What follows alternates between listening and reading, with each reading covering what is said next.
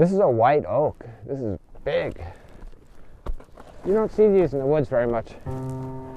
When this land was cleared, most likely during the merino sheep boom in the early mid-1800s, some trees can get cut down, and I think this is one of them. You can see by these big horizontal limbs that are dead now, that are typical of white oaks when they grow in the open. You know, forest trees just grow straight up. They're competing against other trees. You'll see just straight trunks. So this tree tells you I was growing in the open. Now the forest is growing back in around it. It's an ancient tree, and it looks like it's going to be around for a little while longer.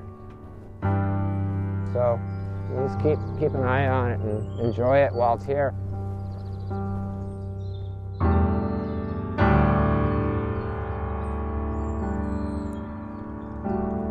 My name is Andrew Joslin, and I'm here on the Upper Spencer Brook Valley property. It's managed by the Concord Land Conservation Trust. I do trail clearance. I'm a tree climber and arborist, and I also do groundwork, so I come in and take care of some of the more hazardous trail obstructions. It's a very unique property because it incorporates Spencer Brook corridor. It starts out in a low wetland area, and then you go through a section of the property called Piney Woods. And as you continue on, you'll follow along another open field, and you'll then dip into a hardwood forest. And that's where we have a really unique feature, an open ravine. And we actually have a bench up there that you can go and contemplate nature on. Along this brook is a wide range of habitat. Everything from big brown bats to raccoons, fishers. So great horned owls are mating right now. This is a great kind of habitat for a great horned owl to be nesting in. They can be sheltered here to nest, and they can move out into the open fields to hunt. So maybe we'll see one.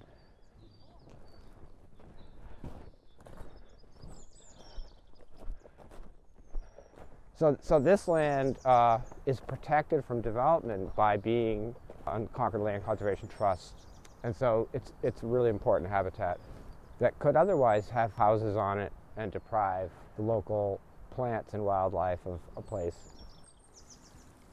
The mission of the Concord Land Conservation Trust is to conserve the town's resources in open areas to keep the character of Concord, so make sure there's lots of open access for people to walk on the trails and enjoy nature.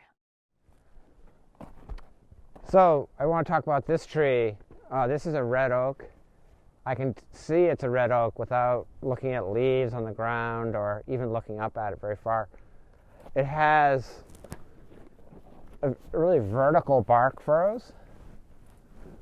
And this is a fairly old one. They're starting to get thick in places.